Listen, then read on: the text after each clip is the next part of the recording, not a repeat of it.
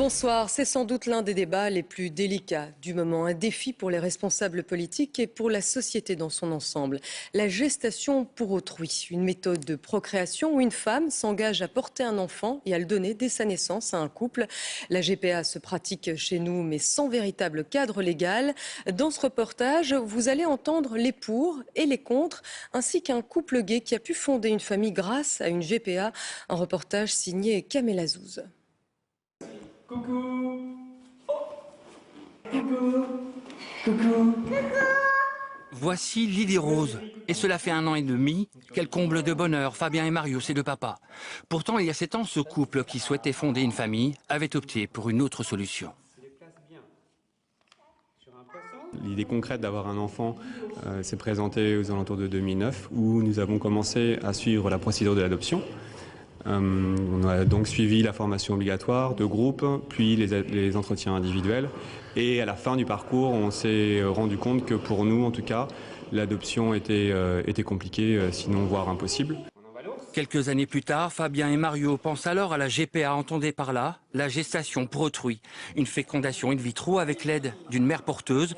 Ils iront aux États-Unis, un pays où cette pratique est juridiquement encadrée. C'est le chemin qu'on a décidé de suivre et qui finalement a été très balisé.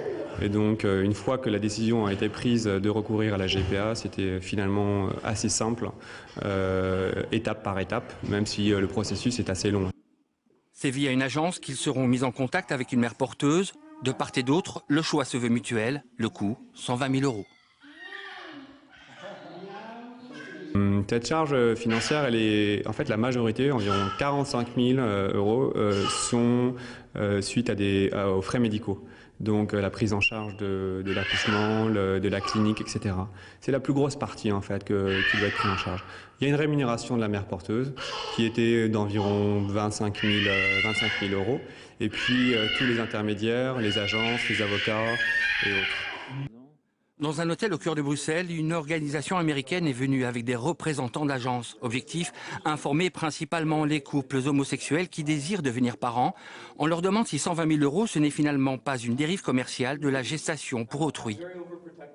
La GPA, ça reste beaucoup trop cher. Penser de 125 000 € à 25 000 ou 10 000, ce serait génial, même couvert complètement par l'assurance, mais c'est pas tout à fait réaliste. Je suis obstétricien dans la vie, je vois des patientes enceintes depuis 20 ans, et je sais qu'il y a une façon de le faire où, sans justement qu'il y ait de marchandisation ou de commercialisation ou de, comment je pourrais dire, d'abus. Sans cette option, dans beaucoup de cas, il n'y aurait pas d'opportunité de devenir papa pour nous. J'ai 2 enfants via la GPA et j'en suis très fier. Dans ce même hôtel, nous avons rendez-vous avec des opposants à la GPA. Pour quelques associations, il s'agit tout simplement d'une exploitation de la femme et des enfants.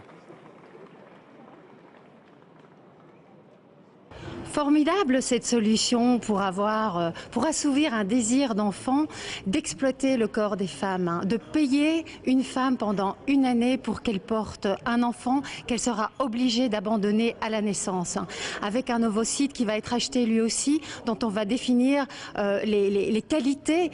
Donc c'est un bébé sur commande, c'est un bébé sur catalogue et c'est surtout l'utilisation du corps des femmes contre de l'argent. On revient à la servitude des femmes par la maternité. C'est proprement scandaleux, la dignité des femmes n'est pas à vendre. La rémunération, ce qui choque beaucoup souvent, c'est la rémunération de la mère porteuse. Très sincèrement, ça n'a pas bouleversé l'aspect économique de notre mère porteuse. Elle a un travail, mais il y a une dimension altruiste qui est évidemment aussi présente. Entre la liberté pour la mère porteuse de disposer de son corps, la liberté pour des parents hétéros ou homosexuels d'avoir des enfants et le risque de dérive, la gestation pour autrui suscite le débat particulièrement avec le flou juridique en Belgique.